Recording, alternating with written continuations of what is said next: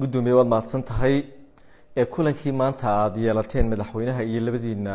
gudoomiye ee xisbiyada mucaaridka maxaa ka soo baxay waxaan ugu ramadee waqtigii waa dhamaaday maxaa qabateen intii muddada qabsateen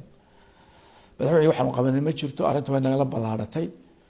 waxaan idii qirinaa inaan magaranaysaay guddidaasi aanay guddi qaban karta ahayn marka laga eego xagga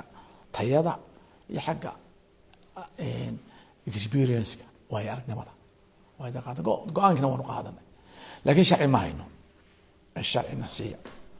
markaa sharci ma hayo muxuu uga jeeday maxaad se u fahanteen idinku sharcan ku kala jaro ma hayno yidhi daba waxaan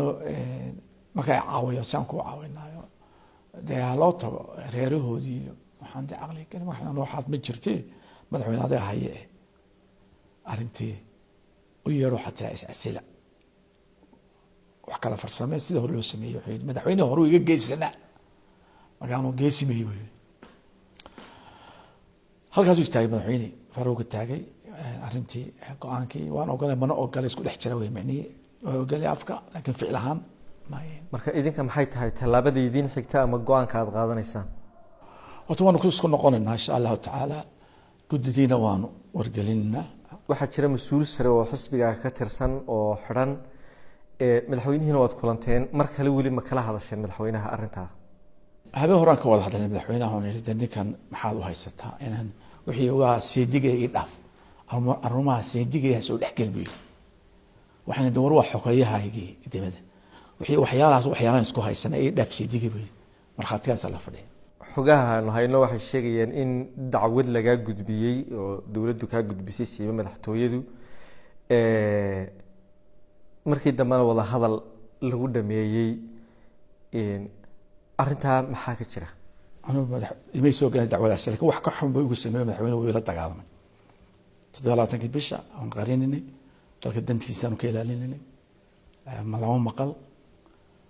xafiiskiisu kula dagaalamay hooyadina caay inta igu soo toray dhalo hooyada waxa ku sameeyay wiili laadna kula soo orday laakiin waxaan ayaan sheegin laakiin hadda waa sheegin marka arrinta sababtay inaad isku dhacdaan oo waliba aad isku gacan qaadaan maxay ahayd arrinta waxa isku keenay ninka la yiraahdo ramax yani ramax waaran baa loo soo jaray wixii waa sharci waxaan sharci ma hadda aynkaas noqoto dawladda inuu isdaafacnaa idinku waxaad tihiin xisbiyadii mucaaradka oo doorka dowladnimada qayb weyn ku leh oo waliba la xisaabtankii dowladda ah ee lagu xisaabtamayayna inay mustaqbalka bedeli doonaan marka idinka muxuu yahay maxaa laydinkaga talagelayaa ee idin qorshaysan waxa weeyaan madaxweyne ma ogola in la xisaabtamo in la taliyo in la shaqeeyo in la karisaas gareeyo wax laga sheego ma ogola madaxweyne xajiis waan istilo anaga ma doona dalkayga mar dambe dagaal soo ka dhaca 1994kii isla dagaal ku waday ana waxaan guddi nabadda ayaan ahaa dee maanta haddana aan noqdo warlord uma diyaariyey marka talan isku noqono waa talan reer Soomaaliya oo taagan tahay